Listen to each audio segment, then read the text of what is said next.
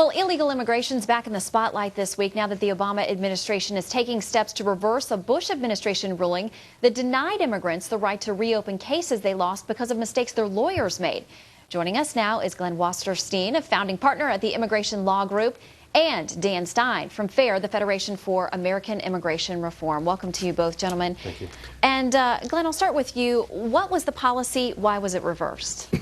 The policy for 20 years has been that if an immigrant can prove that their deportation order was due solely to a lawyer error, then they have the right to reopen their case and have a judge hear their case again. By no means was this an automatic do-over. Now, this had been established legal precedence for 20 years. The Bush administration, in its final days in order, rescinded this long-standing rule, and now the Obama administration is simply reestablishing a level of fairness to this type of case. All right, so Dan, what problem do you have with that? Is it the fact that it would establish some type of constitutional right for immigrants during deportation hearings? What's your beef? Well, look, the President Obama campaigned on a platform. He was going to demonstrate to the American people that immigration law was being enforced, that the deportation process was actually working again. Eric Holder has made this decision, no analysis of any kind of how allowing aliens to reopen a case because of ineffective assistance of counsel. Shannon, aliens do not have a constitutional right to an attorney in a deportation proceeding because it is civil. It is not a criminal proceeding. Now, the ACLU and the Immigration Bar, they want every deportation proceeding to be basically a criminal trial and become so cumbersome, procedurally burdensome, and expensive that it's really impossible to effectively, with 12 million illegal aliens here, deport people. So what the Bush administration basically did was say, how can you claim ineffective assistance of counsel to an attorney you never had a right to in the first place? Many aliens are not represented in deportation proceedings, so how can they basically make that same motion? And in this case, Eric Holder specifically ignored the fact that there's no constitutional right in his decision.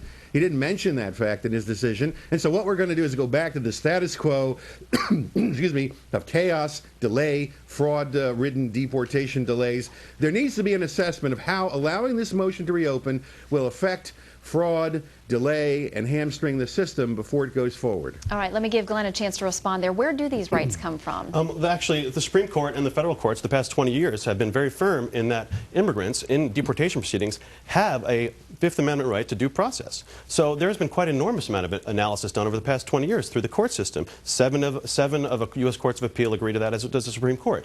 And let me say this is simply an assertion of fairness into the system. This is not a do-over. These people don't get to stay here. The only people that will really benefit from this are those people that would have been able to stay here had it not been for their attorney's errors. So I think we can all agree that a mother shouldn't be separated from a U.S. citizen child, which is pretty much permanent, due to an attorney failing to file some paperwork or missing a deadline. So there has been an enormous amount of analysis done. It's been done through the courts. And I think this is just another example of President Obama showing that he's going to make our immigration system more fair, more functional. So this is simply an issue of fairness. This is not going to create any sort of backlog. All right, Dan, very quickly, I'll let you wrap us up here. I mean, is this, should we have some compassion in this area, or is this going beyond that? Look, Shannon, everybody wants fairness in every proceeding the U.S. government administers, but the ACLU has a track record for 30 years of challenging every effort to enforce the laws in the interior of this country. They do not want immigration law enforced in the interior. Every phase, at every level of the enforcement process, including deportation, they immediately attack the procedure. This is, in our opinion, an effort to continue to hamstring the process. There needs to be an evaluation, some kind of a cost-benefit analysis to determine how burdensome it is to allow these long-term motions to reopen to go on. That's why Obama's aunt is still in the country. This system, Shannon, it doesn't work. All right, Dan Stein and Glenn Wasserstein, we thank you very much for your time today and a great debate, gentlemen. Thanks. Thank you.